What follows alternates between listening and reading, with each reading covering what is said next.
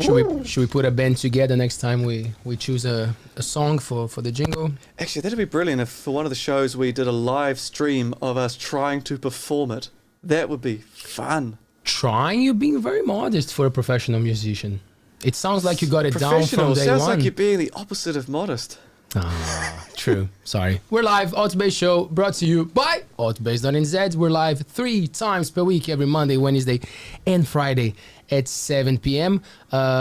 If you're watching us live, you are on YouTube. If you are on YouTube, you should click the subscribe button to support this platform. Now you can also join our channel and contribute with a small donation of however is that the word? Yeah. However you want to give, and we're happy with that. If you want to go to our chat, you can also give a one-off donation, and we're happy with that. It doesn't mean that you have to pay to be in the live chat. You can just go there, comment, send your question, and we'll be happy to read. Thanks so much for engaging and for being with us. This is show number 87. 87 is a good number. Oh yeah. If you're more of a listener, if you like to listen to a podcast while you're doing your chores, you can go on all the main podcast platforms and listen to this beautiful show on Spotify, Apple Podcasts, Amazon Music, we're in all of them. Find us there. We also have the ALTBAYS clips, which is a second channel where we break down the interviews, the chats, and we put all the clips there so you can pick which one you want to listen to. It's getting more popular now, the ALTBAYS clips. Yeah. We're getting a lot of views there, which is cool. People are starting to understand. Because the show is so long. Like, oh. Are you already giving shit to the show? Oh, I don't think I ever stopped. True. Fabian Roberts on my left. How are you? On your left. I'm good. A bit tired. Yep. Yeah. Been a bit unwell today. But you know, if they ever say have some bouncing back penguin on a stick, don't have seconds. Do you? Great. That's my advice. Do you have that pollen thing that catches you? The hay fever? That definitely gets me in the summer. I basically have no sense of smell all year round. It's a great thing to have. Is it something to do with COVID or? No, just hay fever will always block me over the summer months. Anytime there's grass, pollen just destroys you. And in winter, every time some sort of snuffles going around, just never smell anything. Not good. How's your cat? He's a bit of a dick. He bites you, scratches you. And huge, isn't it? He's pretty big. We took him to the vet because he thought maybe he was a bit too big, and realised that he's actually maybe half a kilo underweight, so we can actually feed him up. It's his winter fluff. Yeah. For those of you listening, I have a ginger fluffy cat that I suspect is part Maine Coon. That's what I was thinking, a Maine Coon. Is that the name? There's a bit of a... I think they're the largest domestic cat. Obviously, this is I think a distant relative of our cat, a grandparent, great-grandparents, because it's got the look in the face, but it could probably do with another 5 kilos to get up to size. Have you seen those videos that like cats seem to like they seem to see things? So like if someone dies and then the cat kind of like reacts to it, like it feels like it's playing with something, or it can see something. Have you seen those videos? No. I'll share with you. I will share with you because it is a thing. Even Disney made something like that, some like play with it. Does it count as sharing if I don't want it? Huh? Does it count as sharing if I don't want it? Yeah, because I know that you watch it because you're my friend. So you will have a look. You'll be curious. Anyway, are you a religious person, Roberto? I am not. I was for a long time. I was grown up, born and raised in Kirikiriroa, Hamilton, at St Mary's Cathedral. So the big one in Hamilton East. Yep, I was raised Catholic, practiced till I was probably 18, 19 years old. Yeah. As at that point I got to uni and met other Christian denominations that were not my own, segmented their way, read it, interpreted differently, that sort of thing. Yeah. Is the family still religious, Mum? Oh, I think she's got her own spiritual journey, but I think organised religion has sort of gone out of the bag, seeing just all the wrong stuff that's happened over a long period of time in the Catholic Church, all the mistreatment, rape and abuse of children. That's hard to swallow. It's hard to stay somewhere where that sort of stuff's happened. Okay. But I think having her own spiritual journey is important for her. Not so much to me. I still enjoy the songs. I think I spoke last time I was here. I was at a funeral lately, and we got the old band back together. My mother was a performer, piano player at church. And what an experience playing all those old songs. Oh, Love them. They just make you smile. When you've sung a song 400 times and you haven't sung it in 10 years. Which song was it? Do you remember? Yep. We didn't do Here I Am, Lord, in the end, but that was one fun to practice. Be Not Afraid is quite a nice song. Be not afraid, I go before you always. Come follow me, and I will give you rest. It's good. Yeah, it's nice to play as well. Good, eh? Yeah. Yeah. Should we convince him, put Graham, me on the spot there. to take him to C3 Church for a jam? Yeah, absolutely. Tonight we Who's have Graham? Who is Graham? Tonight we have Graham Morcom he's a senior pastor from the C3 Church in Whitianga. Hi, Graham. How you going, guys? Doing all right. Doing all right? Sipping a beer on a chilly evening. It's not bad. It's not bad. Gonna enjoy the local beer. I already asked you if you're into the singing, so you appreciate listening more than singing, Graham. Well, I love singing. Go on. I'm not sure if others love my singing. Bruh. So for me, like if you're going to sing, just belt it out. But, As amateur professionals, we can be your litmus test right now. No, we can no. test and tell you. I've broken out the old litmus paper a few times with my singing, and It just dissolved in front of you. Yeah. No, not good.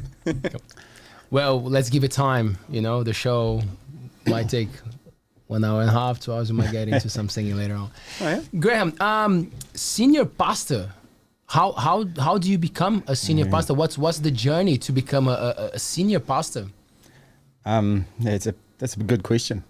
How did I come to a senior pastor? Part of me goes, I don't know how I ended up here. I just sort of ended up here. I'm 53. I've been doing the senior... Looking good for 53. Yeah. If you're on the audio Looking good. platforms, a fit, young, healthy 53-year-olds in front of us. I've been doing this for 5 years, a senior pastor thing, but I've been in church pretty much my whole life. So I kind of figure that it's a bit like go back to learning the old days. You didn't go to trade school. You just went to the job and did it. So I've been helping running churches in Whitianga for 15 years. Well, actually, a bit longer than that. I've just been around for a long time. And when the previous pastor left, everyone sort of sat around and I, no, I actually wanted to. I put my hand up. I put my hand up. I was like, well, I actually kind of feel like I could, in this point in my life, I could do this. Had to go and chat to a few people, sort it out, but yeah. C3 Church, is it an old church? Has it been around for not many years? not in the context of churches and denominations? No, it's quite a recent one. It's founded by a couple, Phil and Chris Pringle. They came out of Christchurch. So it's New Zealand based, started. Okay. It started in Australia, but they come from New Zealand. So they went over to Sydney, and I forget the date. They went over there early in I think might have been in the 80s or a bit earlier than that.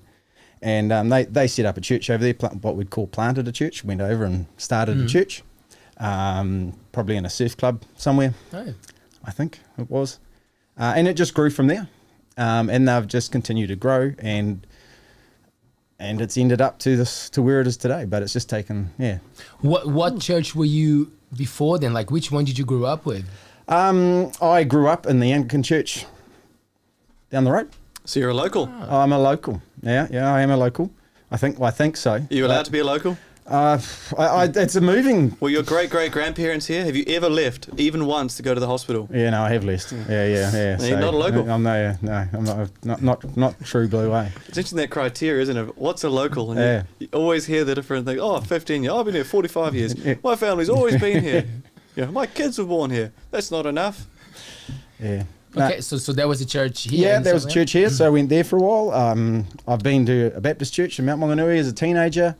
Sorry, can I just ask? So the Anglican Church here, what's Anglican denomination? What are they might have some traits that are different to say what you're currently. So where did they sit? Traditional. Yeah. So you talk about, you were brought up a Catholic. Really, as an Anglican, and I mean this, you get in church politics, and I really don't go there. I don't care. I mean, I just I'm not that complicated. I hope. We'll find Yeah, out. yeah. So I used to go as a kid. I could go to a Catholic church, and I'm like, well, they say the same prayers. They sing actually the same hymns.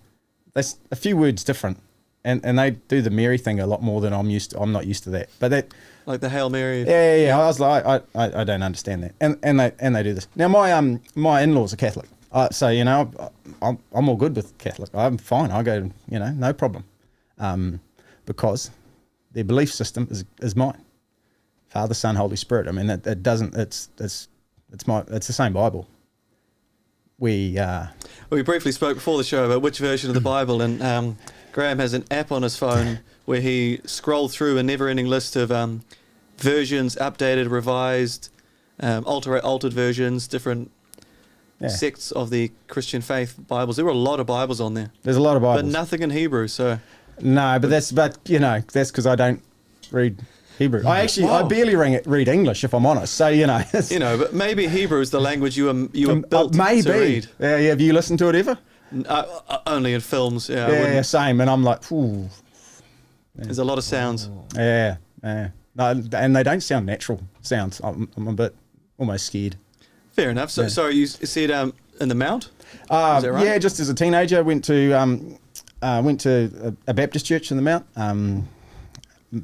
I don't know. What's a Baptist church compared to that? Like, so I've definitely heard of it. Yeah. So the Baptist, they are it's another denomination. You have the AOG, the Baptist. You know, you've got a plethora of different denominations. Call them schools if you want. I don't know. People have often said, why do we have to have all these different ones? And the only thing I can put down is, what's your favourite takeaway food? Oh, now that's a big topic. We shouldn't get into it now. Perhaps in about an hour's time we'll get into that. But the thing is, we all like something different, don't we? You know? But it's all food. Look at you go. Like you're just... He's sharp, man. Yeah. He's polished tonight. Yeah. Right. So yeah, all food. So, you know, different denominations. I've been to quite a few.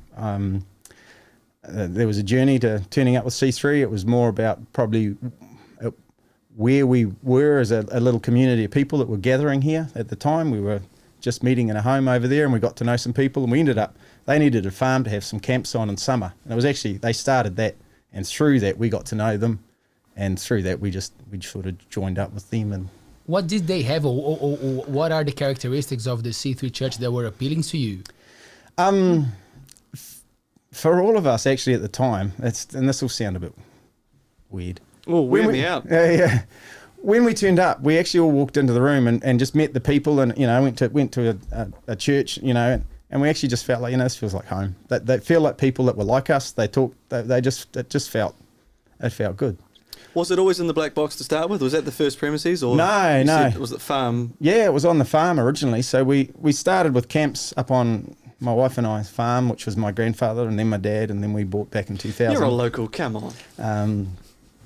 No, Pete Johnson's a local. I'm, you know, Johnny come lately. So we started up there mainly because we had a building. I built this building so that they could have camps. They were having, C3 were bringing down 800 kids in the summer for 5 days and kind of letting loose down there. So I had a building up there. So when we outgrew the lounge of my sister's house, we moved into there and said, what do we do? And they just sort of said, we'll start church. So we started church. That was back about 15, 16 years ago. So we're over there for 5 years, and then we're over in the black box. So was that under the C3 umbrella as soon as you built the premises? You're like, or the camps under the C3 umbrella? The camps were under the C3 banner. They were run by C3. Actually, Ellerslie was another one of the church. So the C3 is sort of we're all individual churches. There's a heap of them in New Zealand, and we actually are all. We have our autonomy. We're all have our own leadership structure. We have our own trust. We have our own. It's not a denomination. It's an easy mistake to make. Denomination that's all head down. You know, like it's just like strike one. I know how many. 3 and I'm out. You are. Yeah, but I talk with my hands. It's a worry. Damn, it's our fault then. So yeah, they're very much sort of individual. And although there'll be a similarity, often you'll find there's a unique flavour. I don't know. What does the word C3 mean, standing for? I don't even know. Christian City Church. Oh, Christian City Church. Yeah. It kind of gets a bit lost because they wanted to like abbreviate it, so they went to C3, but then they were like, well, people have got to know what it was, so they went to C3 Church, so it's Christian City Church. Church. Yeah. So, yeah, and sometimes marketing gets in the way a wee bit, but you know. City Church, City Church. I And, like it. and did you get into like some theology studies? Was it something that you chose to dive into, or it was just like your faith, your reading for your own belief, and then you started to enjoy it and learn more, or like you were actually driven to learn and dive into the doctrines and everything? I probably function quite differently to a lot of people. In that academia to me is a bit of a mystery. You talked before the show about dyslexia. I'm a dyslexic kid, so I failed English all through school. My reports they were always pretty close to a fail mark, and then but consistent effort. So I tried hard. I wasn't one of the 60% of our prison populations, and I sort of kudos to me. I didn't end up in prison because a lot of dyslexics do. And I look through my classmates at school, and I can just sit there and go, I could just about go to an old photo which Ron Morcom put up the other day and pick out the guys that struggled with it. But when we were at school, it wasn't diagnosed. It just went on. So they spend all that time trying to choose a really good word for it. Yeah. And it's a good word, isn't it? Well, you get How do you spell that? Dyslexia. See, dyslexia? Yeah, I think so. Because lexicon is the language study of words. Dys, I guess, is a dysfunction. Something's gone wrong. Yeah. Like dyspraxia is can't get your coordination right. Yeah. Why couldn't they just go DISL? Disword. XA. If they dyslexia. Disworders. Yeah, bad. Yeah, so for me, I probably around, sort of asking about theology. Well, if you go in theology, theo being God and ology being, I think it's sort of thoughts and study and, concepts. I'm a life learner. I'm not a book learner. So in that there's quite a few people around like me, but I've come my own way. Maybe that's why I'm 50 and I'm just getting here.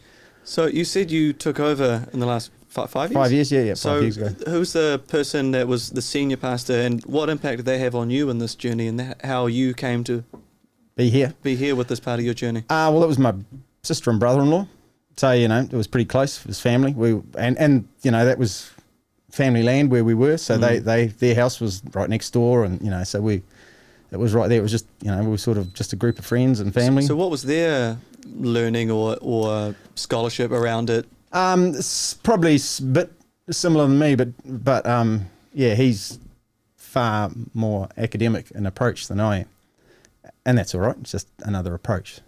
So, for me, I have spent a long time just being around people. I spend a long time just thinking about faith. I work and I'm a farmer and an orchardist. So that's what the bulk of my time is doing, is on a beef farm and an avocado orchard. So, we were talking pollen before. I sit there and I look at these clouds of pine pollen and I go, how did we get from a poof and molten vacuum, and apparently we got to, some amoeba that multiplied, and then they mutated because they had to. It had to be mutation. It couldn't be because that just was. So I spend all my day sitting thinking about these things, and for me that led to faith. Now my dad, completely different, very intelligent man, very, very intelligent man. He went down and his thoughts and thinking led him down a different path. But for me, it's just a kind of a natural way to hang out. And I think the world's amazing. I think, nature's incredible. I think humans are unbelievable. But because God made you, you look at you two. Thanks, come on, man. There you go. I don't hear that every day. Yeah, you're balding, Leo, so... Oh, thanks. You drew the short straw there. But all the best people are. On the canvas. Come on. Boom, drop the mic. All the best people are. Okay, Vince McMahon, he was, I think, a toupee. That's an interesting one, Graham, because the way... I'm just going by experience, because when I grew up in the going to the Catholic Church, and it was not much of an option. It was. It was like, in Brazil, like I haven't been there for a few years, so I can't say that it's still the same. But when I was living there, it was not common to say that you didn't have a religion, even if you were not practicing it. I don't know if the word is practicing it, but we use that word. You would say something. Yeah. It would sound weird to not have a religion, so you kind of like by default, you go to the church every Sunday, whatever.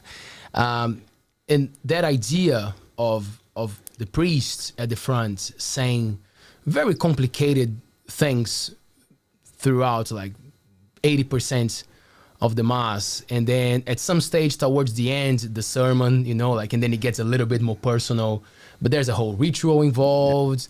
And I was like, wow, this seems very complicated. And then I did the first communion and all that stuff, and it was all about of course, for children, but it's still with like some theory involved, like, oh, let's read, let's understand, let's make sense of all these things. And like that's when it was not appealing at all for me anymore, like I was like, wow, I don't want to be here. And now I'm having to learn these things that I don't want to learn. But then the music captivated me, like as you do, right? Like you got involved through different paths. But that was the thing, like for me, and every time that I hear about priests and people studying, like it sounds like a big thing, like you going through this preparation and these years, and like, and correct me if I'm wrong, but like from what you're telling me, this church that you're following, that you're in charge, can I say that? Yeah. It feels a bit more like easygoing, that like you still have to know a lot. I'm not you know what I mean, right? I'm not putting it down. No, but like it feels like there is a bit more, I'm a human, I relate to people, I have my ways of communicating. You're and not wearing a giant hat. Yeah. True. Yeah. Yes. I'll wear a t-shirt. I should say I haven't actually been in to see any sort of service. Is there a gown? No gown. Oh, what? I know. Surely that's the best bit for the person in charge. They get to dress up and costume several times a week. I hate dress up. My worst nightmare. I know other people would be all over it, but not me. No, Graham. No. But anyway, yeah. So that's just how it's coming across. So like, am I getting a right image of it? For me, for me, faith is a relationship. So and if you hang out in a relationship, I'm married. I love my wife. She's my best friend. There's no one I want to spend time with more than her. I just love hanging out with her. We're happy together. I love my kids. There's just no one told you when you had kids that they're going to leave home and just break your heart because they leave. Well, we live in Whitianga, so they leave because and they just break your heart. So we've just been going through that in the last few years, So, so for me, faith is a relationship. So it's not a chore. And when it gets to there, then I'm probably looking at it wrong. The way I think is I'm putting something of myself on this that's wrong, because I just look at it like God loves me, He's for me. He's he wanted relationship with all of us. This is how I see it. And He actually went to extreme lengths to do that, and that He sent His Son Jesus to come and die so that we could have relationship, because we were out of relationship.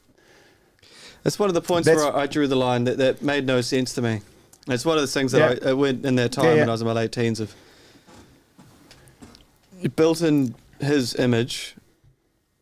I don't want to get into the wordplay of that, but made humans in the way that they are fallible, and then punishes them for millennia, and then at some point makes His own Son and then kills His own Son to save us for the sins He didn't commit. It's just, there's the logic of that is He could have done it any other way. He could have gone, you know what? That was bad. You see that mouse? Look, smacks a shoe on it. Job done. Yeah. You've smacked a mouse with a shoe, right? Get out, bang. So simple, not too complicated. 5 lines of verse, I'd understand the whole concept. But it seemed a bit too... bits and pieces for me. So I reel it back to, we take it often that God's punishing us. Now that, it talks a lot about judgment. And talks about the wrath of God in the Bible. Not much, actually not much. It talks heaps about love. The Bible talks heaps about love. The Old Testament gets a bit dicey.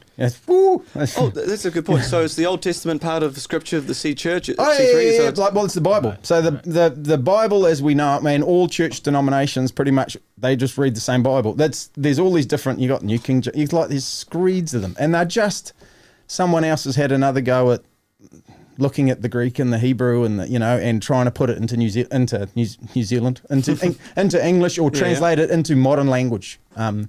So it's just, but they are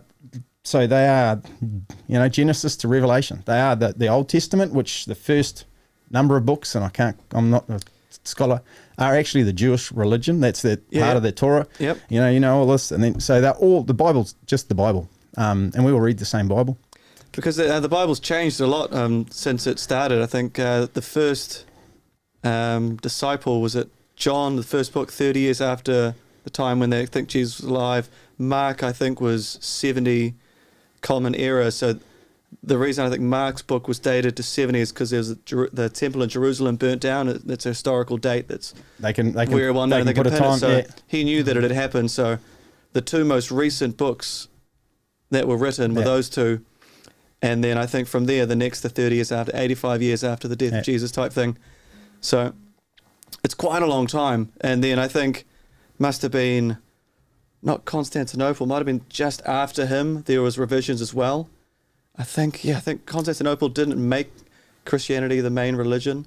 Yep. I think he accepted it as a religion, and then the next emperor afterwards. So, and all of those times there were revisions of the different books. So the Bible 1800 years ago had so many more books and different books, and then that changed. And then I think 500 years ago was another big change.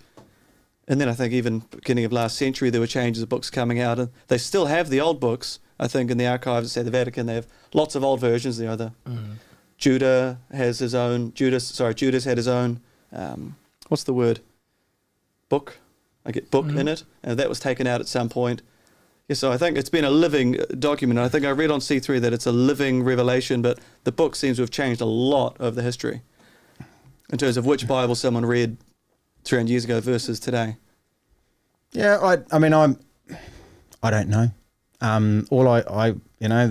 If I look at any version, that they all have the same books, and so I'm just going with that. But for me, it comes back to it's a relationship. So it's a heart. So that's an interesting one. So with the difficulty of the reading, was your relationship and understanding of God sort of spoken and heard through like Anglican growing up? Was it the readings at church that communicated it to you? Because I understand that the reading was a bit of a barrier. I mean, I've read the Bible a number of times, cover to cover. That took a while. It would take a while. Yeah. The first time when I was about 13, I started. It took about 2 years to work my way through it. It wasn't easy. There's a lot of writers in there. A lot of writers in there, a lot of words. I like cartoons, but a lot of words. And you push through it. I pushed through it. I've read it. That's a huge effort. Yeah, no, I've read it a number of times. I read portions of it every day. I do. But for me, the relationship is, you said, how do I get there? How do you get to the knowing? For me, the knowing actually came through, and this, once again, it sounds weird maybe, I don't know, but it's just my experience. It came through feeling. I would go, so how do you know someone loves you? How do you know your wife loves you? Through actions? Through actions? I suppose, I think I've heard this before, the idea of what's love without evidence is stalking. And I absolutely adore it. I think it was an Australian writer, Tim Minchin. It's possibly how I got my wife, but maybe, I don't know. We'll leave that subtext under there. But you would say that is the feel.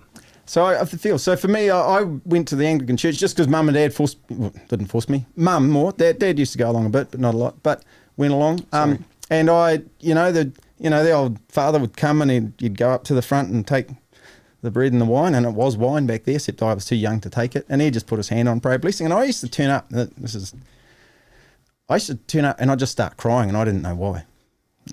And I still today, I cry a lot, and I don't know why. Well, I sort of do know why, but And that's not normal for a guy. I get that. How dare you? How dare you? Men can cry. Men can cry. Yeah. He cries all the time. Yeah. So for me, and so there's this that part of, I think we're created in God's image. You know, you said that before, but we're all different. We all learn different. We all see different. We all, we're so, I mean, the fact that, 1 + 1 equals something different every time a man and a woman get together, like that just blows my little mind. It's just like, how does it's nuts. And so we're all uniquely different. And so for me, I go, man, but we're made in God's image. So you've either got it, I think part of our problem is we try and put God small, but God's, I'm just like, he's infinitely massive. Graham, how do you see the idea that there are like so many religions out there in the world believing in so many different things? Because like because great question. Yeah. You like we all speak for ourselves, right? And Absolutely. Obviously you got a lot of influence, like because the people are listening to you, and it means a lot when you go to a place and you're like, oh yeah, Graham, let's go.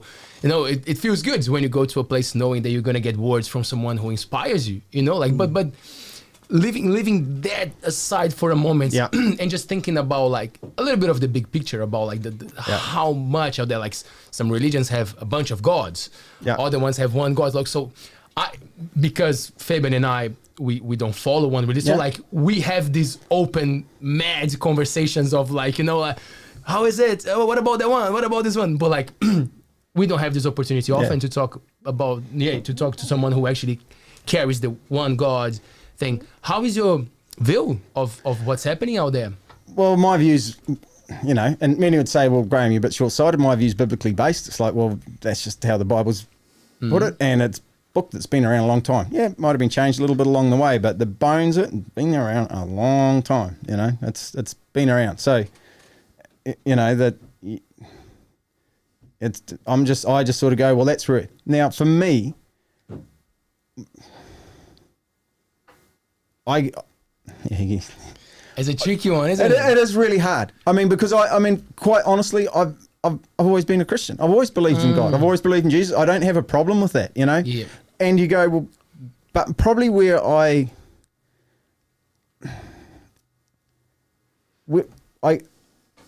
sit with a lot is that there's a lot of I know that the bulk of the human population believes in God. Like the bulk, and statistically, on Earth, you mean? On Earth. So a version of a god or gods, or So we have a in New Zealand and in the Western world, we're probably in the minority in that a lot of us have decided we don't believe in God, but a lot of the rest of the world do believe in gods or gods. It is the fastest growing denomination, I think, in most Westernized countries.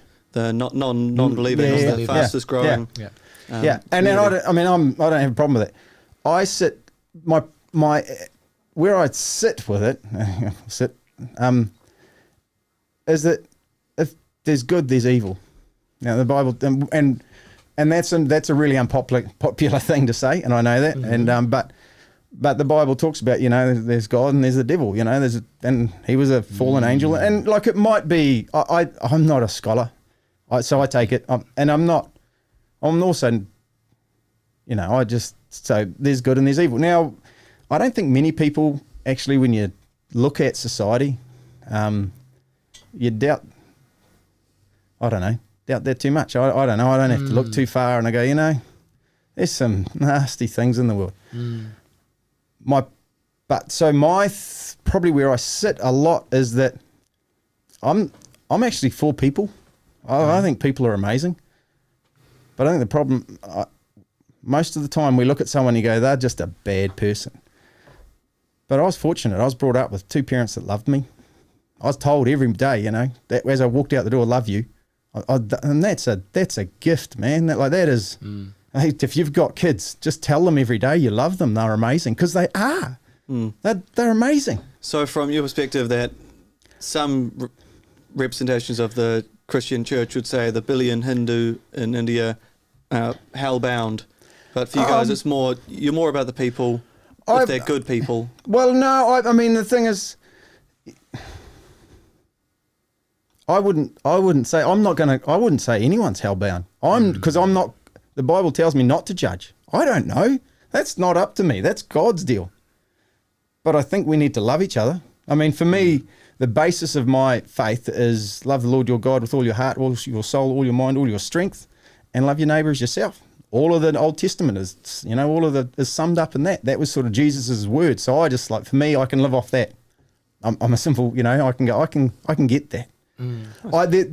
There's way too, I can't answer those questions. They are complex, man. I'm sorry. I was going to say that. Oh, no, don't be sorry. I think in terms of us, all of us in the room are atheists of 99.9% of all the gods that have ever been. We're just one more away than you. So because we're all atheists, we don't celebrate the pagan gods, or we don't do Poseidon or any one of the Nordic traditions. All of humanity has always had gods. And you get down to the Jewish story, which is integral to the Christian faith. Oh, Jesus was a Jew. Yes, he was. And he viewed himself as being a Jew, and it was only after his time that any celebration of him took place. Yeah. Yeah, so I mean that's the thing. So it's within that and when you read through the Old Testament, and it is all that story of our God against their gods. That's the story, and it's in the Ten Commandments, isn't it? I think it was the second one. Thou shalt not have no other gods. Thou shalt not celebrate other gods except me, which seems an acknowledgement of other gods being around. Yeah. So you go. That's then an interesting point. So good and evil. That's where for me it comes. So I mean, if you don't, for me, I don't have a problem in the spiritual, like that we are we're more than flesh and blood. It's not just I guess it comes back to how I view creation versus evolution. If it's evolution, we mean nothing. It is just the biggest fluke that we. Sorry, I didn't know that. So C3 is non-evolution, doesn't accept evolution as the way that things have come to be. Any Christian the Bible is around creation. Oh wow, because the Catholics changed that a while ago. Yeah, but if you're not, yeah. But the Pope said something about it. Oh gosh, yeah. Which one was it? 3 popes ago. Pope John Paul, I think, accepted evolution as being clearly true. That's 2. Second one. That is 2. Oh, geez, you're that close. Was it John Paul? I think it was. That accepted evolution as being true. So that's the thing. So the Christians' religion, or at least you can speak for yours, for the one that you believe. Yeah, it would be that it's creation or evolution. And that's so. So does that do 3,000 years old planet? Well, see, I'm like when I read the Bible. I mean, some people, yes, they'd go absolutely. I'm not one of those. I go, it's the earth was formless and void. Well, how long? I wasn't there. God doesn't sort of. Would that not kind of like eliminate the work of scientists in a lot of school teachings as well? Though? No, I see. So what is science? And you guys, Here got a couple of teachers. Right. What is the classical original definition of science? Drum teacher, bro. But you're a teacher. You're way ahead of me, Leo. You're way ahead of me. I've got one. What's your definition? I'm curious. I'm gonna leave that for you, man. I won't even try. What I understand, like I won't define because I wouldn't dare. But like what I understand from scientists is that they are open to understand that they're wrong, and they go for evidence, and they keep digging, and they keep looking for like breaking down things, which is a more of like a Western approach of breaking down things and try to explain and understand those things and come up with theses and ideas. And if they're wrong, they are going to keep digging. Am I too far from I'd it? say because China had universities before Western culture would have. So, in terms of study. So you go for me, man. You say something better, please. Okay, science. Ooh, okay. I'm going to ask Hugh if I do all right with this. Maybe Craig. Science is the study of reality in the best way we can understand it and demonstrate things to be true, or demonstrate things can be predictably true. So if you say that by mapping the stars, you'll be able to demonstrate that there'll be an asteroid shower come through on this date at this time of day.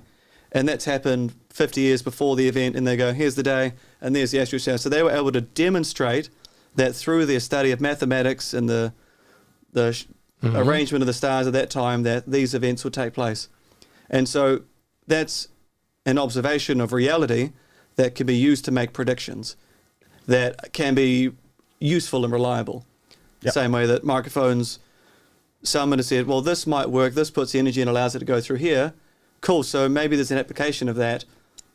So many years later, all of a sudden we have this amazing technology that relies on someone coming with an idea or a hypothesis and then being able to demonstrate it's being useful and functional and predictable in its use. Cars, another example. So I'd say science is that. Whereas I've understood faith to be believing in something without evidence, or believing in something in the absence of evidence, but it still makes you feel good. Like, so it's a different method of approaching things. Yeah. But I don't have a problem with science, though, because for me, science is a study of nature, and then just like you're saying, so you study something, this happened, we can replicate it. Now, so for me,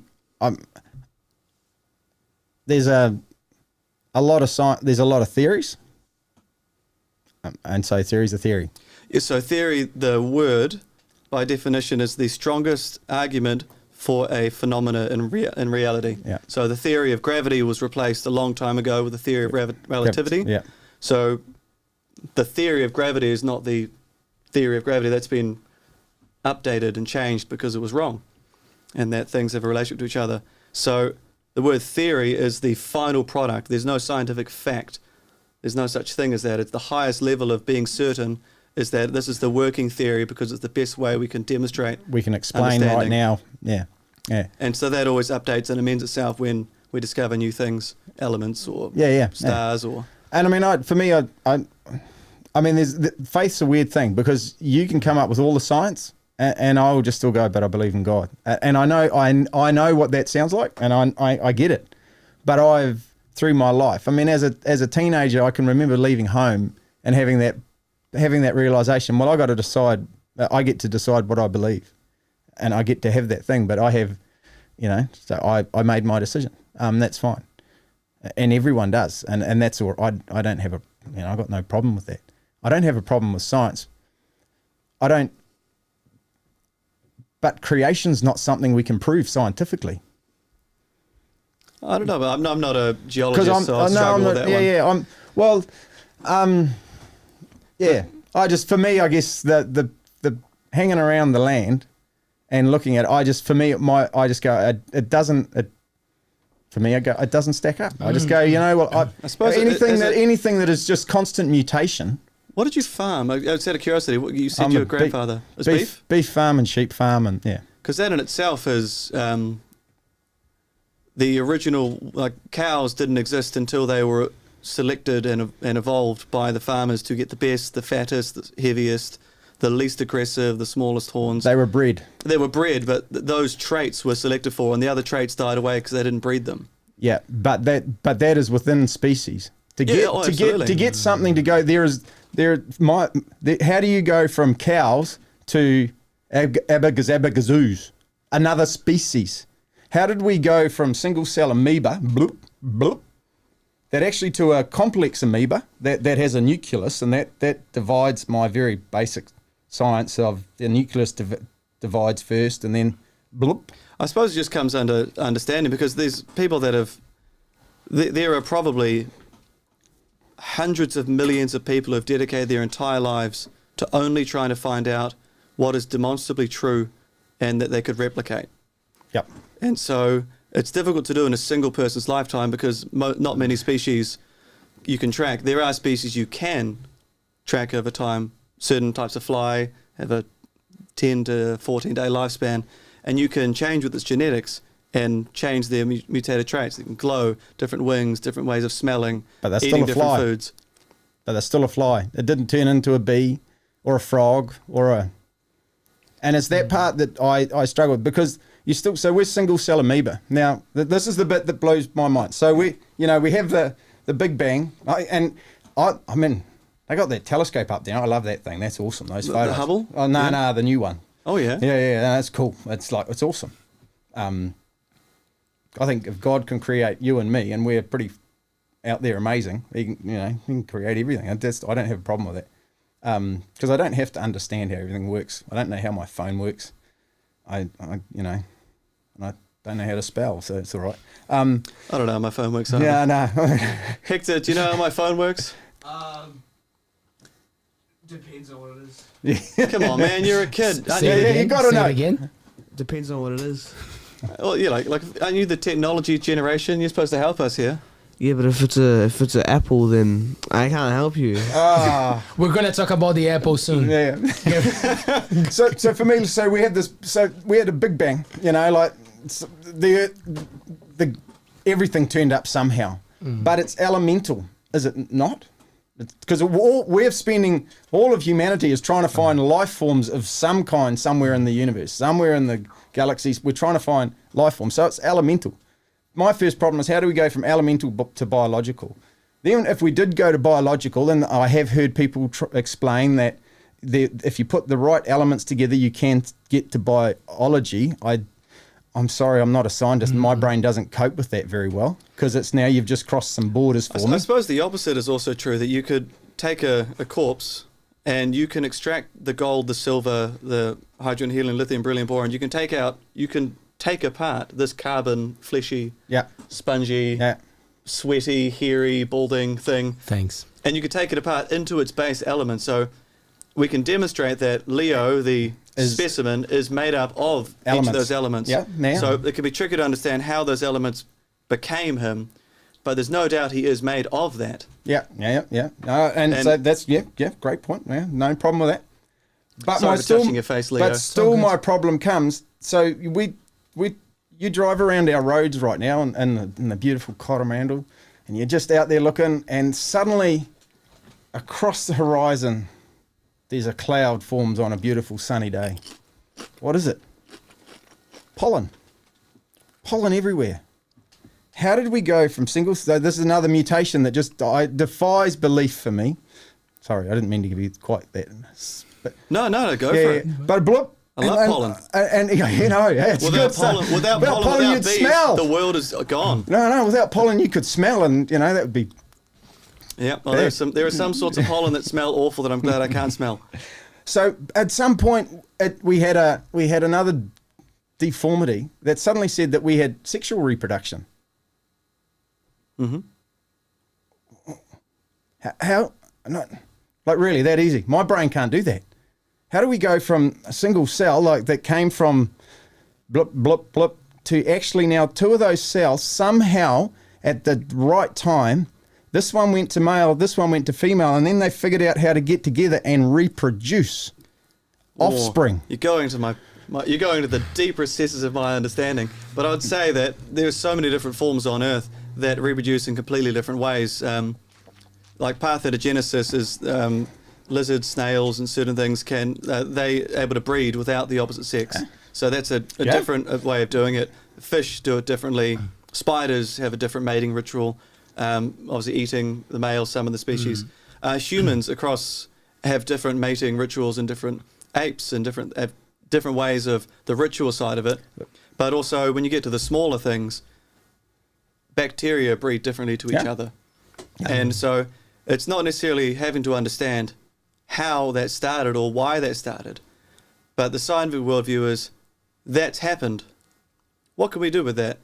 It's not a search for meaning of why or how or who put this in charge or who made this happen. It's a matter of this is an observation we've made, and we can observe it at any time we choose. Therefore, it's now demonstrable. We can demonstrate that it will do it consistently no matter what we do. And then we can alter it. We could grow something in a lab at a different temperature. And that may change the sexual function of things. It may make everything die straight away. I don't know. There's endless possible things. Again, there must be hundreds of millions of people who've dedicated their entire lives to understanding those microscopic tiny bits of the best understanding of reality as we see it, without having to go why or try and find meaning. Yeah, the why is an interesting one, isn't it? Because that for me was what made me kind of like not follow religion that much anymore because I got to the I've forgotten point. your story. When were you in this where it changed? I can't I remember. told Anita because we had Anita Yep. Prime Yeah. a couple of weeks ago, and we were talking about and I just told her, I said, I just find it interesting.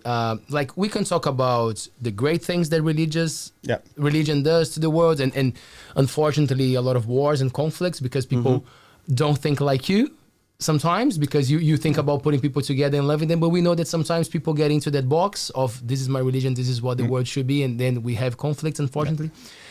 But my moment was when I realized that there were a lot of people not trying to find an explanation for things. It was just like, okay, like this is what we know so far, and we're gonna accept that at this stage of human that we are right now, whatever it is, if it's going to evolve or not, like we don't know a lot of things. And then religion came up with an answer, but then I realized that the answer was a creation as well, you know, like a God, because it feels like a human perception created something that they decided that created themselves, it created them, you know. And I was like, oh, there's a God, but like there's no evidence of a God. I don't know. I can't tell. I get that. Yeah. And then there's these people who are saying, we actually don't know. And then I was like, I think I don't know as well. You know, I think I'm going to go with the ones that don't know. That's a fascinating point you said. Like pre-Christianity religions, you know, pre-Egyptian, like the ideas of cultures that are still around now, or communities that have things like rain dances. Well, you know, storm gods or earthquake gods, volcano gods, was all, I think, legitimate science at the time. If all the birds flew away as fast as they could from that mountain, well, that means the mountain might explode. So there must be a bird god that pulls away, and all of a sudden that becomes that is evidence that every time the birds all flock away and the thing goes exploding, well, now you put in place a practice. Guys, if we ever see this happen, we need to make sure we look after these birds so they tell us that when the mountain's going to explode, so we have to leave. And that could then just become a code of conduct, which then just becomes systematic, ritualized. Have enough generations, and great-great-great-great-grandfather, those birds in the mountain, you know. Thank goodness that the bird god tweeters, I'm just making up a name now, I don't know if there is a bird god tweeters, I do not mean to offend you, or the people that follow and believe in you and actively, honestly do. So the bird god tweeters is a total boss, total friend of ours, who's always stopped us from getting destroyed by these volcanoes. And then all of a sudden, the birds didn't warn them that time. They had to change it. Oh, no. Now we notice the ant saw crawled away, so now it's the ant god. And so that, I think, was things like that must have been early science, because there was evidence that they could see and go, shite, we need to change our practice in society to avoid getting destroyed by a lava mountain. Or just move from the mountains. Come on, people. Yeah, but anyway, that was just my take on things. Yeah. And that's the thing. We each. So for me, it's. I mean, that's that thing I said before. Like, you can, in some ways, I know I'll sound like someone that's ignorant. I just go, I'm always going to. I just believe in God, because I can't explain that feeling. You know, and that just stacks up for me. Graham, is because I know that different religions will have different systems, like to bring awareness to people, you know, like that they exist. I guess that's how you bring people to your hub, you know. Here we are, you know. If you're a musician, you release an album, you know. Hey, cool, there you go. How does that work with C3 Church? Is it like word of mouth? Is that the expression? Is it like people talking about it, or there's like how does that work for you guys? Well, in our context here in Whitianga, we just are. We're a group of people that meet. We have, you know, similar belief structure and belief. Probably would have a similar feel, you know, in that we feel. And that's probably something that, you know, we, if God is, and he loves us, and he's for us, then I see he's going to turn up in our lives, and he's going to be there. And for me, that's just how it's been. I know you can go, well, that's just, you know, emotion coming in, whatever. Yeah, cool. Yeah, cool. Okay, but you know, for me, I haven't put it there. So we're just a group of people that we don't actually. Is there C3 Whitianga missionaries or door knocking or? Nah, you probably won't know that. Nah, No. I guess we do our thing. We're out there, you know. We're just a group of people in the community. We're not. That's an interesting one. I mean, for me, I would, because for me, I see this is the weird thing. I see amazing benefit in it, like in having a faith. Like for me, I want to have faith because there's amazing. For me, it's hugely beneficial. Without it, I'll just end up depressed and morose, and like it's just because there's no point to life. It's just like what's the point? There's no morality, because what's morality? There's just no hope, because well, I'm 53. I'm getting close to, you know, like you know, I for me it becomes my hope. That's an interesting one, because like but does it mean that without the faith you wouldn't be able to see beauty in life then? Because there's I can see a lot of beauty in life without my faith. Yeah, no, I mean, I understand what you're saying. Yep. I guess for me, where my head goes, my heart maybe more, or something, I struggle to, if there's no God, if God isn't, then I can't say to the guy down the road that's killing someone that he's doing wrong. Because why is it wrong? Because in nature, everything kills everything. You know, I mean, I farm bulls. They'll just smash each other for the sake of it. I mean, and I see that in humans. We do that to each other. We're nasty. I think you can say that most societies that have ever lived, there's no society that's ever survived, no group of humans that has ever survived that hasn't had a code of conduct where killing and murder is the right thing to do. So if I went next door and just stabbed somebody in the face, and the next person you stabbed, that community would have died out. And so for thousands of years pre-Christianity, and even now when Christianity must be 1/7 of the world population, or maybe a bit more, 1/7 of the population. So 6/7 of the Earth's population are not Christian, but all of them have grown up with a society that does not say that murder is good and acceptable all the time, ignoring large political things like war or, you know, dominating like countries. There's no human group that's ever survived that thinks that's the right thing to do. But also probably 6/7 of that world has a religious base. Oh yeah, I just mean in terms of the Christian. It's a Christian. Worldview. So I mean, that's the thing with God. You know, you have an understanding that there's a higher power, that you're answerable. So tweeters, the God gets the fit under that umbrella for the communities that would have believed in that still counts.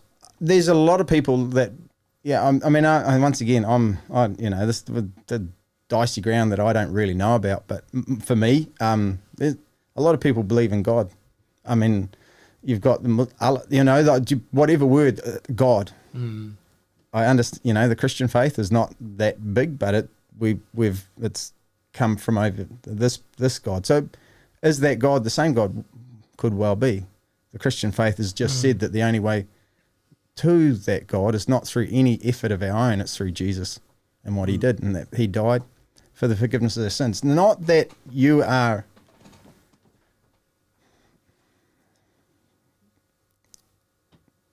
if there's good and evil, if Satan, if there's Satan's in this world. So, you're at school.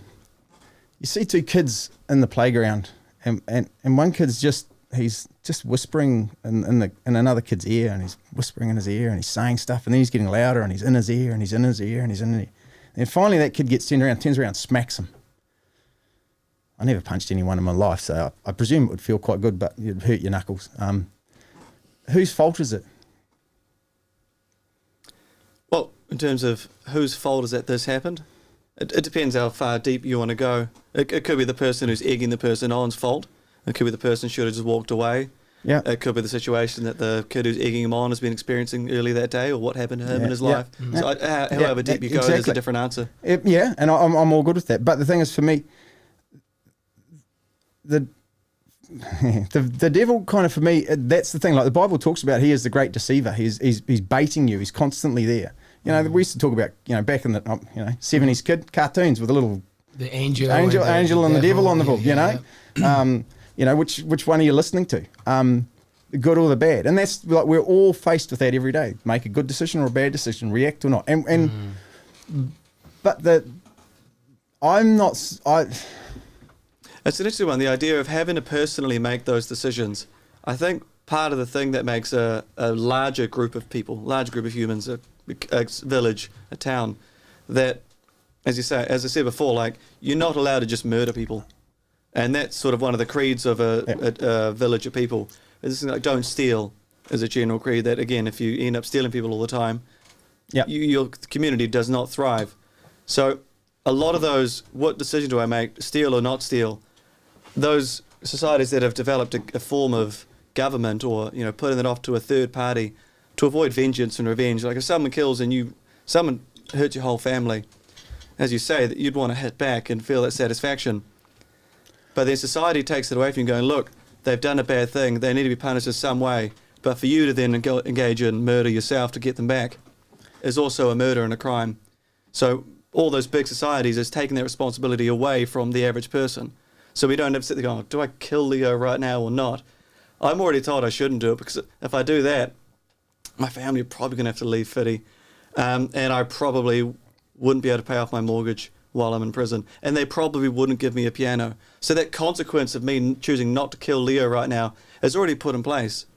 Fabian, I think that what Graham is trying to say, what I try to understand is that religion played a very important role to create the size of the society we are nowadays, because probably in the medieval era, people was middle age, they are killing each other for no reason, just because they were neighbors and they didn't know each other. So they used the book to kind of put people together. We were reading that, the start of religion actually helped a lot with that issue of a very violent, no rule society, and then people started to realize that it would be helpful to establish some sort of control there. I mean, that's. I mean, the thing is that, I mean, you just look around the world right now. See you, mate. I don't know if we're we're not all as sophisticated as you are. That is probably how I'd put it. You're like man, I want another shirt. Yeah, spot on. Yeah. But most our mate over in Russia right now. Old Vladimir. Yeah. I mean, he's not thinking those thoughts, is he? No, I don't know. Maybe it's hard to say, man, because we don't know him and we don't know what his interests as well, to right? him, because we just the only thing we see is one side of the story, isn't it? Exactly. So that's awesome. Like I love the empathy that's in you. Like you have Taylor. I love that. Because that's the thing. I haven't walked a mile in that man's shoes. I don't know what baiting's been going on, and I'm not talking human. I'm talking, if there's good for me, if there's God, there's Satan. So I don't know what Satan, because the way I read it, he just hates us. Graham, if sorry to interrupt you, but if God did everything, did he is not devil part of him as well? Well, yeah, he was an angel. Yeah. It was because he's everything. Isn't it? Yeah. So he was the Lucifer. He was the lead musician. Never trust a musician. Lead musician. He was the man. Of a band called Black Sabbath. Yeah. So that's you're exactly right. That's how it's. So yes, but so we have this thing for me that, and it's just where my heart goes, is that good is good. So I'm okay with. See, I'm okay. I don't. A lot of people, when something bad happens in the world, and my dad's died of cancer, and my wife's gone through breast cancer. Stuff happens. I don't actually blame God for it.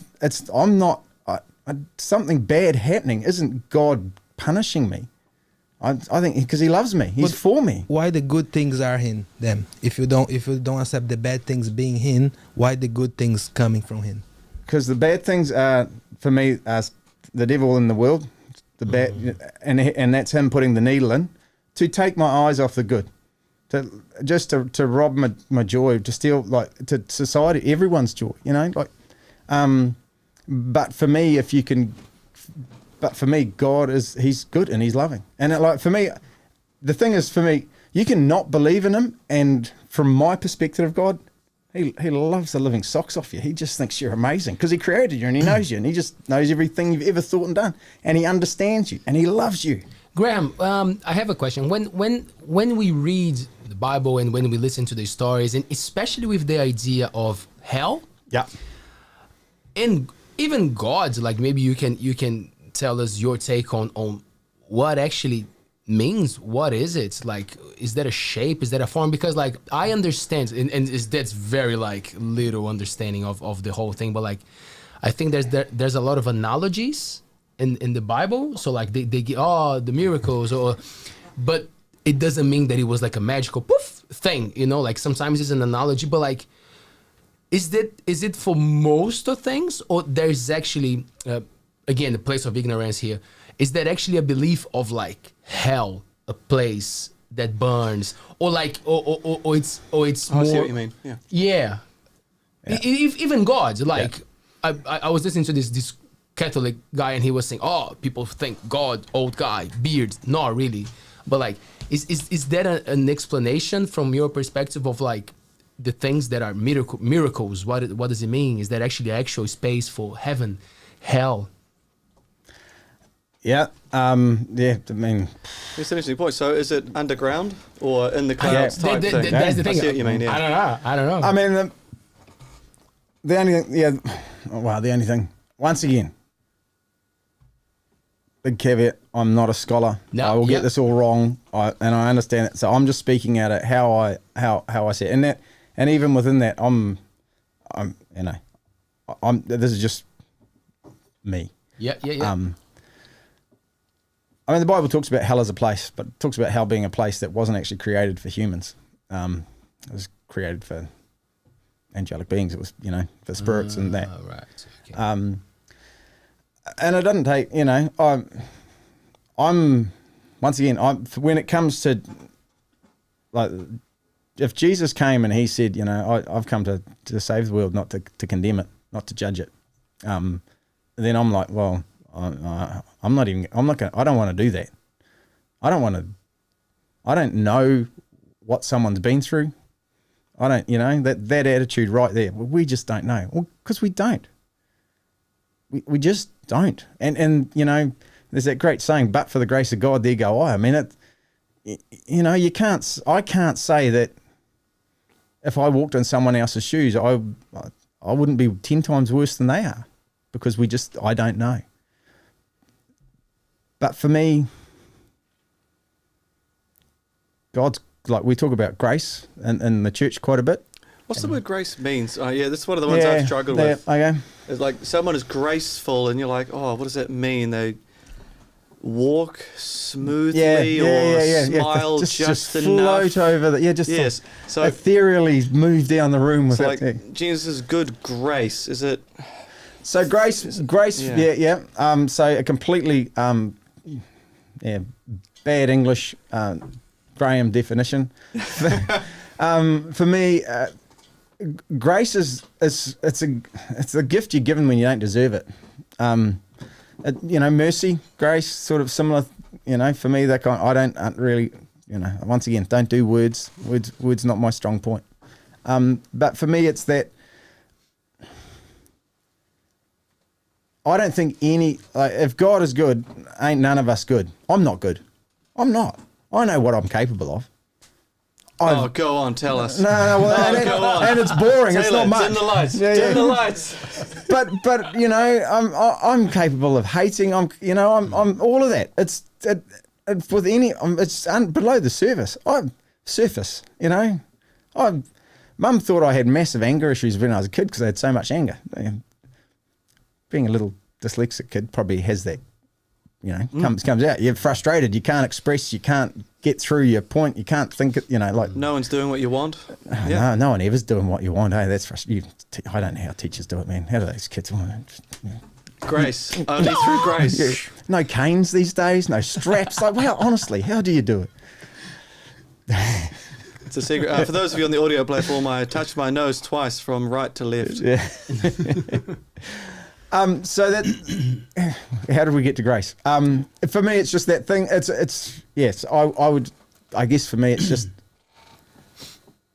he's gracious. He's generous. He's loving. So that's where I sit with it. You know. So just to see if I got where you going, Please, or where you're please, coming because from. I don't know where I'm coming this from. Is good. So for I keep interrupting.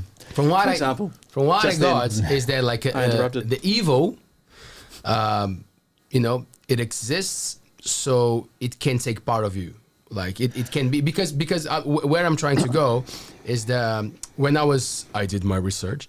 So when I was looking at videos and trying to understand what the C3 Church is all about and what it's different from other ones, like there was something that connected to something that I've seen in Brazil so many times in some other religions, which is I don't know if the word is exorcism, but that action of getting the evil out. We call it descarrego in Portuguese, by the way.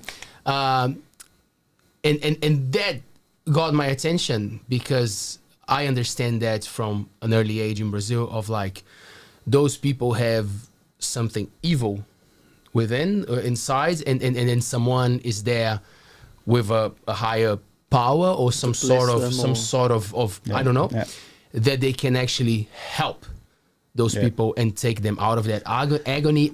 I don't know if my words are clear there, but like No, I fully get what you mean. I get what you mean. Yeah, and you're talking about deliverance, and that's a touchy area. Deliverance. Yeah, that's sort of what you're explaining. Deliverance from Exorcism. You're delivered from evil. It's kind of like the opposite of the post. Delivered. Yeah, you don't get given, you get you send the letter away. Got it. So for me, if evil is, then it is. So the Bible talks about a third of the angels fell with Satan, and kind of down running around doing their thing, having a good old time, partying with the humans, and whatever. Partying. Yeah. Destroying life, because that's the Bible explains. He's here to seek, kill, and destroy. Maybe Satan's just a little angry dyslexic angel that didn't know all the words to the hymns and just got fuck this, threw it down, and then all of a sudden went full Ozzy Osbourne There's on something good coming here. Wait. Carry on. Sorry. hold the Aussie example. Well, I hope hold there's it. something good coming. I don't know. I know I've lost the question, Leo. Sorry. Oh no! I was just. It was the thing with the evil. Like that. That's what I was curious. Like with this idea, then you can actually get that out of someone, because that's visual and that's been part of my life since I'm a child. Like that's why the name of my band is Let's Go Descarrego, because I told this story before, but I don't know if I've told you. When Stu and I play. We get very intense with our music, and I can see people dancing, and sometimes they're moving, and I told him once, I'm like, wow, it reminds me of those exorcism sessions, because people are like dancing and having a good time, like it feels, I can almost see it, that shit's getting out of them, like that bad vibes are getting out of this. So it's an analogy from someone without faith, but sensitive, to things. Yeah. So that's why I wanted to go there and tap into that to see your explanation on that. So that the good vibe's a good way of putting it.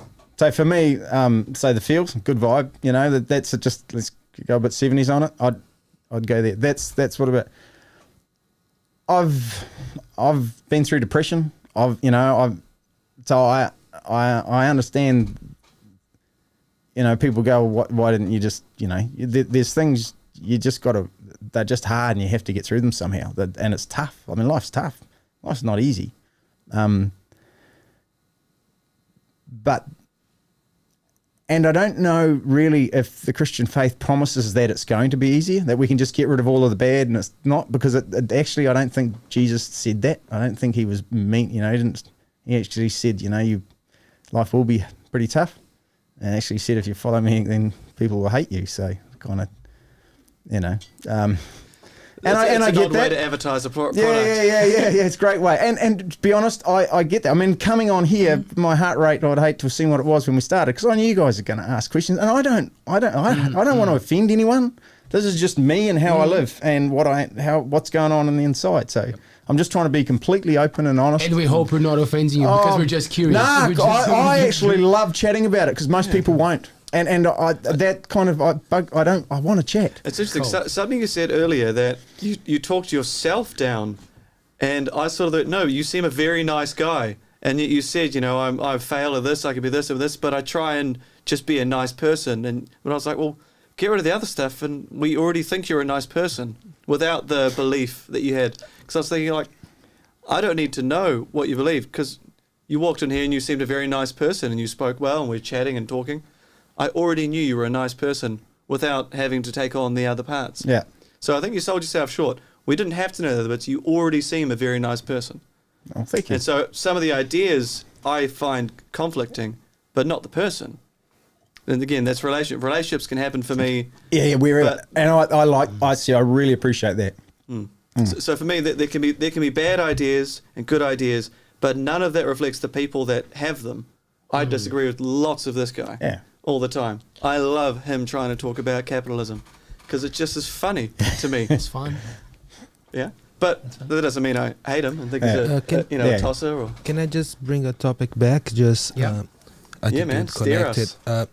Because when you're talking about creation and evolution, I'm not sure. I'm not a scientist, but I think the cells have sex as well. You have male cells and female cells. Yeah. So I think you would come back female and male from the beginning, but just using that as a how do you say? A blueprint. A blueprint for it. What would be your opinion in like same-sex relationships, for example? Like you're just going at it, aren't you? But this is something that I would ask as well. So for me, once again, I come back to my default. Well, I don't have a. I love you guys. I don't. Oh, we're not together. No. No. You're just really affectionate. Just the way he was touching you before, right? No, but that's the thing. So was that affectionate? Look here. If we're not called to judge, and I don't think we are, then why am I judging? Well, because certain parts of Scripture say this, and so if certain parts of Scripture say do good, certain parts of Scripture say don't do bad, and therefore you sort of get, as you said, the good with the bad. But the Ten Commandments, you'll know a few of those. A couple of them? Yeah. I don't know them all by heart. But there's about 4 about don't think about other gods. And then you get stealing. You get looking at other people's wife, adultery. You get murder. Other people's property. But is it like looking at someone's wife with second intention or just looking? No. So actually, no. There's actually a verse that says, if you look at someone with lust in your heart, you have committed adultery. Yeah, it's thought crime. Yeah, thought crime. So but the thing is with like us humans, we put graduations on sin. God doesn't. It's not like, well, you committed little sins. So what's sin? Sin is actually, and I can't give you a definition for that. Why did I ask that question? I don't have an answer. I just don't. But that's so somehow in society we've got really focused on this. Abortion would be another. Like there's a couple of issues that are like super hot, and like they're just, and no one really wants to touch them, and I don't. But I come back to the individual. Well, I can love an individual. I can look at any individual and see good in them and hope and I might not agree with a lifestyle, but that's okay. We can disagree about lifestyle things. By disagreeing, does it mean that they would not be welcome in the church? No, like in our church, you could walk. That'd be fine. I mean, it's one of those things. Under our system, I actually can't differentiate. I have to. If someone asks me to marry them, I've actually got no choice. That's because. Do I agree with it? Well, no, but I don't agree with lying. I don't agree with stealing. I definitely don't agree with drug dealers, and I don't agree with heaps. I think there's a lot of stuff in society which just. And I'm not... Yeah, I don't like putting it under that same umbrella. But can I try and answer your question, Taylor?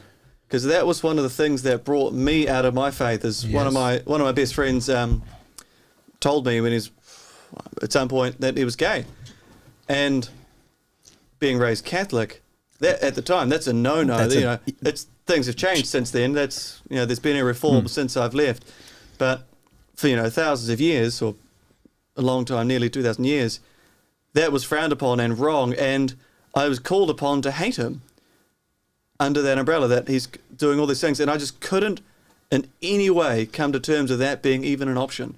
It wasn't even plausible. How could I not like or love this person I've known my entire life? Yeah. You knew the guy you loved. Yeah. And so it made no sense to me. And so that was my first point, going, well, if these people aren't allowed at church or are committing sin constantly and we need to pray for their souls because they're all going to hell, that was one of my first moments of, I need to start studying a bit about this to make more sense of it. Because if this seems a bit wrong, maybe some other stuff needs adapting as well. And then I learned the history of all the concessions that Christianity has made over the times.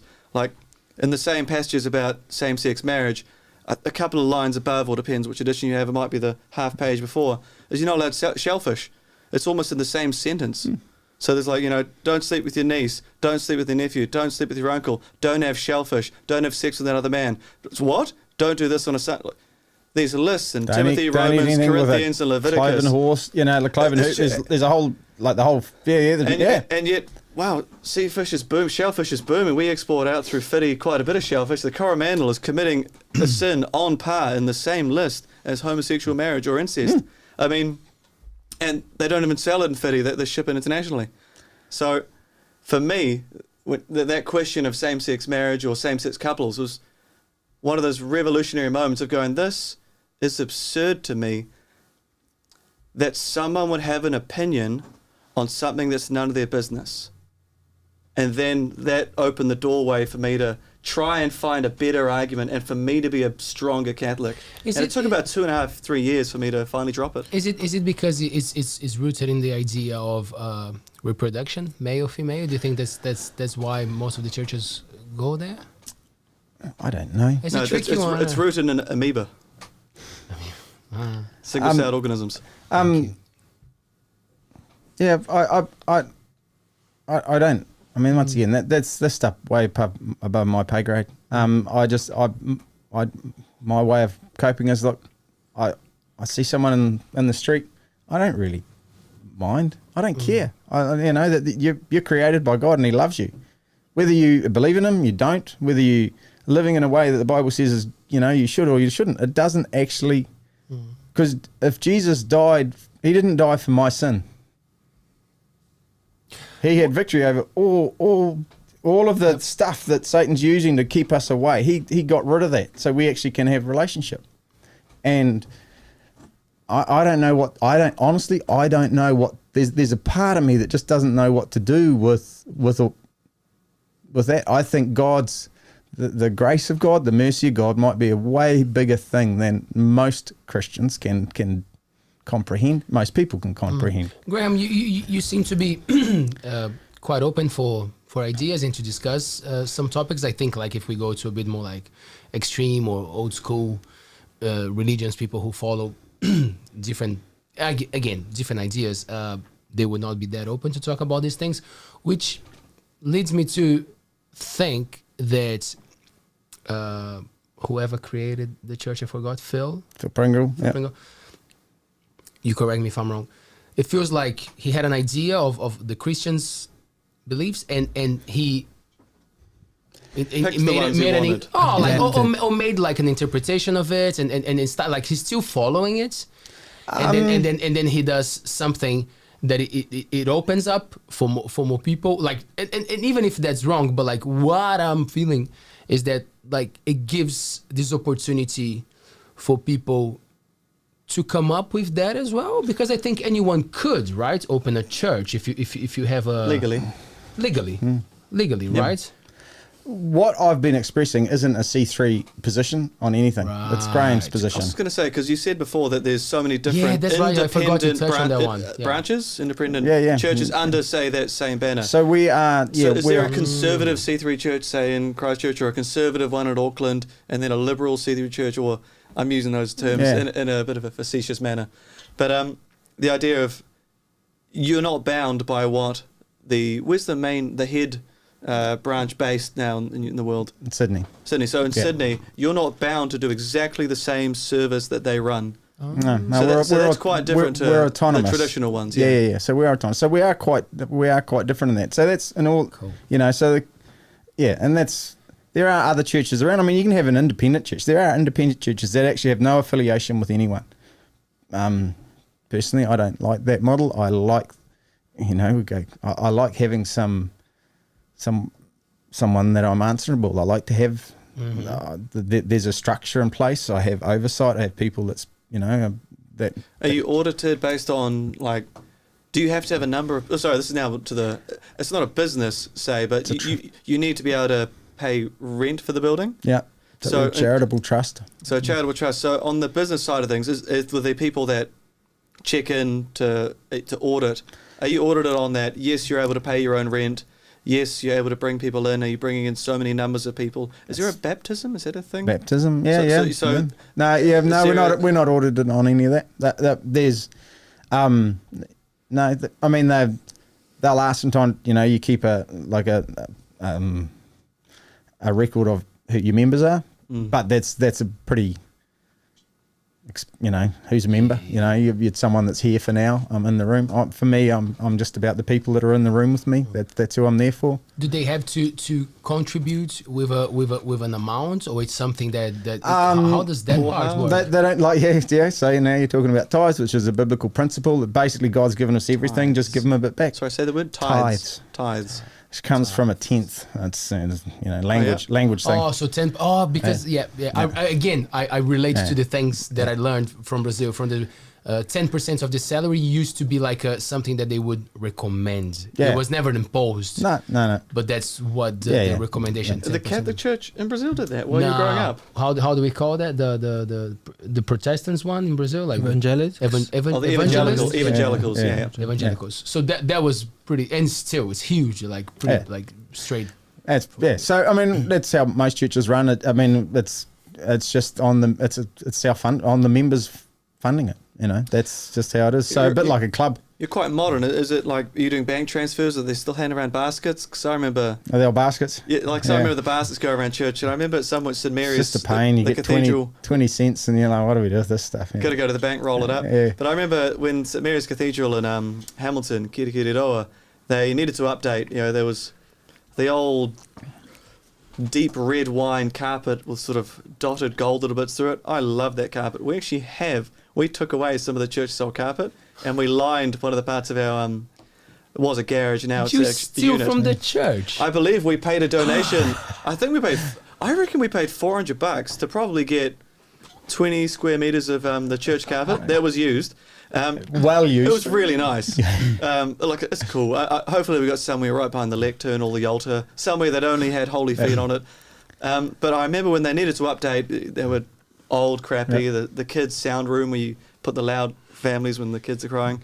They updated it, but at some point they needed, the quote was changed. They needed to change it, and they were asking for another $500,000. And so they said, for this week, we're going to send around double the amount of baskets. Now, as a money side of it, surely it's just give double on the regular basket. But the fact they're sending around twice the amount of baskets means somebody had to go to a shop and buy more baskets. And it's just, that was one of those moments, because I would have been in my late teens when they were doing that. And that was just like, that was one of those, this is absurd. Yeah. Wait, you want $500,000 out of the 400 people in the room? Ooh. Graham, does that also pay for you? Is it a profession actually? Like, do you live by, you said about the farm, so the church employs me for a couple of days a week. Okay. So cool. Just are they part days? So what days do? So when is the C3 practice? When are those general times? So Sunday is when you have a service. Sunday. So we have a service on Sunday at 10. Anyone's welcome. Love you to come along. Just come and hang out. AM, I assume. AM, cool, yeah, not PM. I know, but if enough people come, we might still be there in the PM trying to get through everyone. It's a little building. Mm-hmm. We have a service then. I have a day on Tuesdays where I spend a chunk in there, and then a lot of the rest of the time's just popping in and out, ad hoc through. So So you're it's a not, bit you're of a not range. doing 5 a.m. services every day of the week? Nah. If you want them, if you're going to be there, I'll Well, turn up. yeah. That's Yeah. what, my grandmother went to that, I think, Yeah, every day. Yeah. 5 a.m. type stuff. Oof. Oh, mate, but hanging out in the room, just Always chilling back with in you and time. God, just reflecting. And awesome. when you say a charitable trust, Yeah.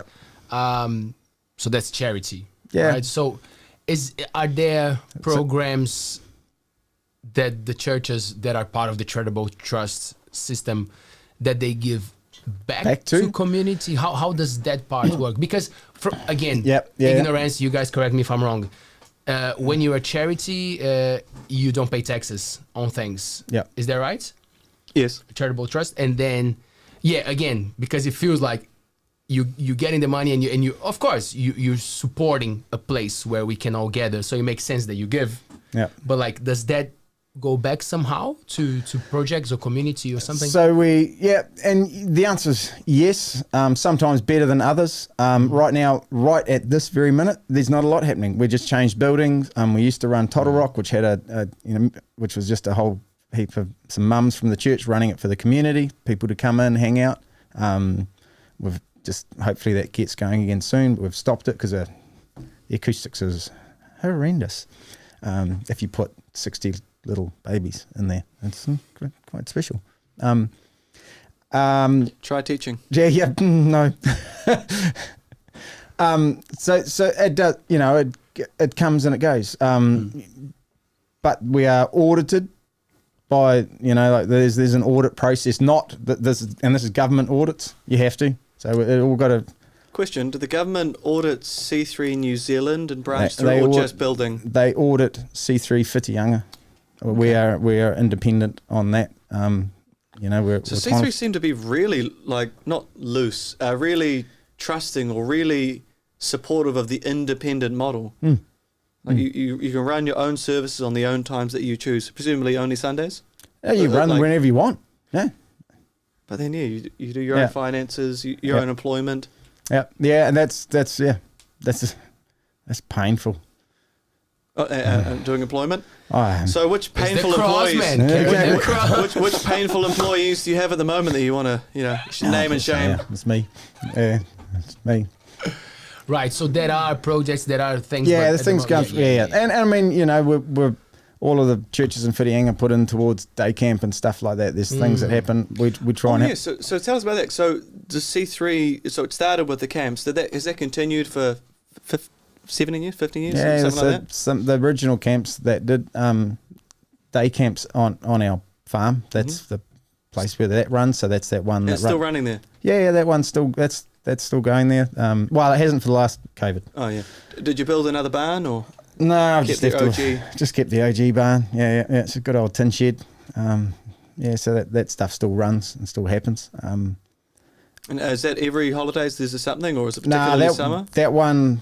So we have summer holidays. There's a couple of different camps happening up there, and then the day camp happens on that Easter, but not Easter, on the school holiday that's right around Easter. That end of the first term. There's a day camp, which is Is it a camp if you don't sleep there? Well, it's a day camp. See, you're just there for the day. And the name. Yeah. Name, I didn't come up with that. Yeah. It's all in the name. Field trip, guys. Yeah. It's a field trip. Field trip. There's a question from the audience, but I just want to tell a quick story because we were talking about, you said, you guys are welcome to join the services. I don't know if you remember that, but maybe you do.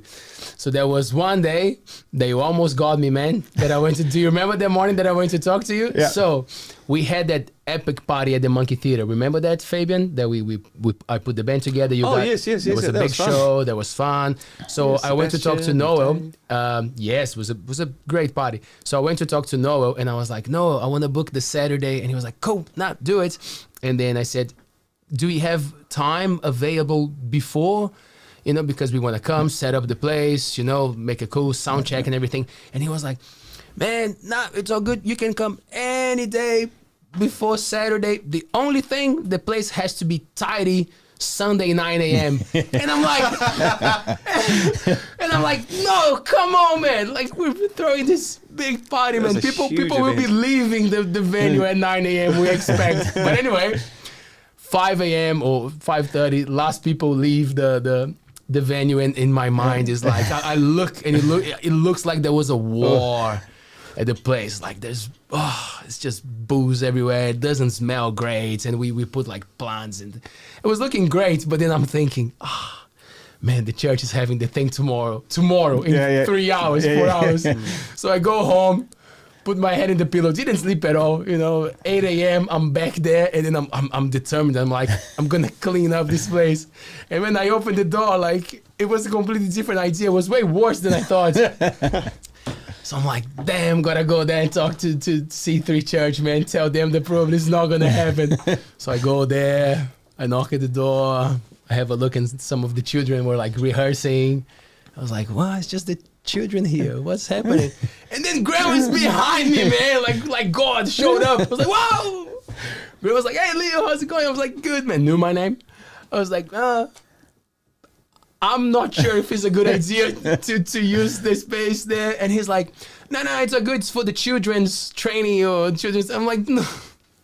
That doesn't make it any better. But he was super cool, man. He was like, no, man, it's all good. It's all good. We're not gonna do it today, but like you just come and play some drums for us, and then we'll be all good. And I'm like, oh man, I never go back to play some drums for them, man. So maybe I have to when you guys get the stage back. Yeah, it was. Yeah. Anyway, just play left-handed. Make yourself work for it. Get you sweating, concentrating more. I know, right? I'll get it done. But anyway, that was my visit to C3 Church. There is a question from the audience. Hi, Graham. That's Hanako. Hi, Hanako. Thanks for your question. Graham, you said that hell was made for non-humans, angels and spirits, etc. If a spirit or angel is bad, would religious people believe that the angel or spirits go to hell as a punishment? Did that make sense? One more time. If a spirit or angel is bad, would religious people believe that the angel or spirits go to hell as punishment? So that's... Am I right in thinking that when the third of all angels broke, that's already happened, hasn't it? Yeah. So there are no current other spirits that the other 2/3 aren't being bad, right? Yeah, that would be the hope, hey? Yeah, I think that's the premise of this. So a third have already gone to hell and are partying. Well, or the 2/3 they are good angels. Yeah, they're left. But I'm not a hundy on when they're going, because are they here? Are they? I don't know. Yeah, I'm not. Great question. Possibly, to be honest, way too complicated for me, and I try not to delve. Like I just, there's stuff I don't know, and I'm okay with that. I just come back to, what I feel in my heart and and inside. I like to focus on, for me, biblically based as much as I understand it. But what I feel inside, there is a verse in the Bible. There's verses in the Bible that I don't get. There is one that talks about we will judge, angelic beings. So, I mean, does that answer that question? I don't know. It might do. Find a scholar. Find a real theologian. We will bring a scholar to the show. Sorry, I don't have that. Don't be sorry. It's fine. And we have a cool comment from Phil Jonesy. And he's saying, hi, Leo and Fabian. You can tell Graham, we're telling him. Yeah. You can tell Graham he's awesome and we love him. Way to represent the church, loving the chat. And now I'm going to put you on the spot because he wrote Jeremiah. Not cheating. Don't look at the phone. Sorry. In that case, I already know I will fail. I'll fail. No, I'm joking. 10:39. What is it? He put 29:11. Jeremiah. That's all. He said Jeremiah 29. I will fail. Have you got that one? But I can easily find it, and I think if Phil's put it up there, you have to have a look. Oh yes, please do that for us, I read man. this last night. Thanks, Phil. Shout out, man. Thanks for watching, and thanks for the comments. Oh, I actually read that last night. It's So one was of the it- ones in a kid's book. It was hidden in there. Jeremiah what?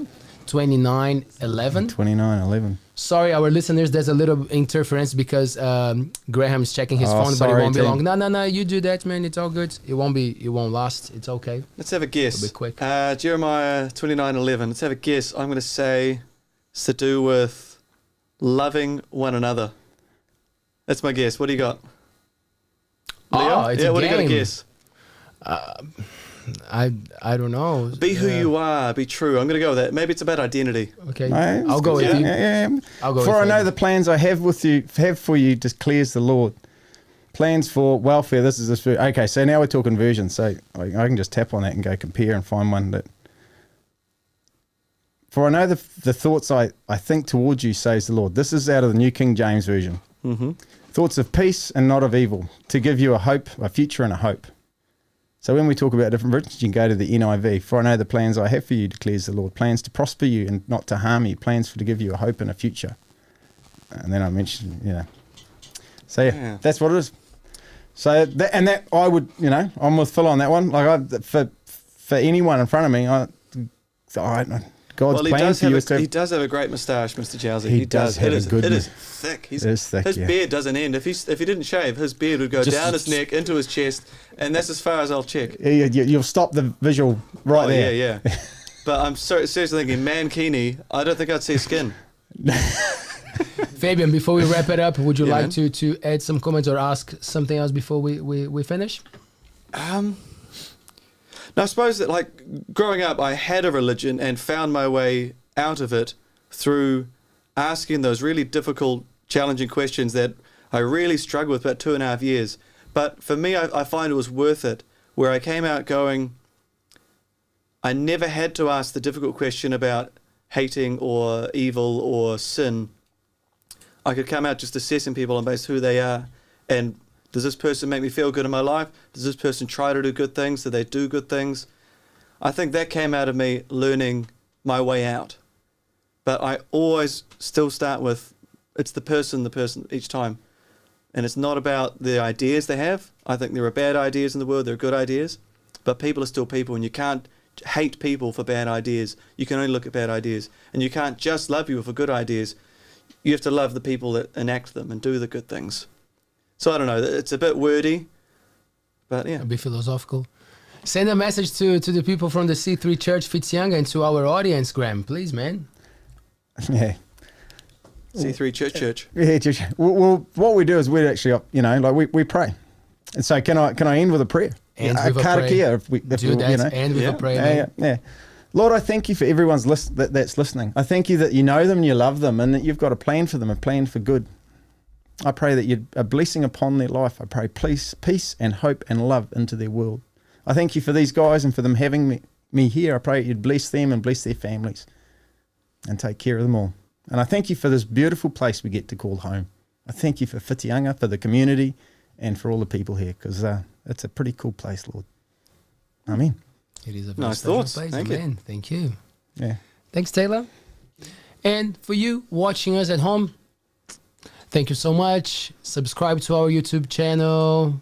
Send us a shout out. We really appreciate it. We'll be back on Friday with Bella Bevan. She's the lead singer of the band Coast Arcade, coming from Auckland, to have an amazing chat here with us. The show is growing, man. The show is growing. We're reaching new audiences, so stay with us.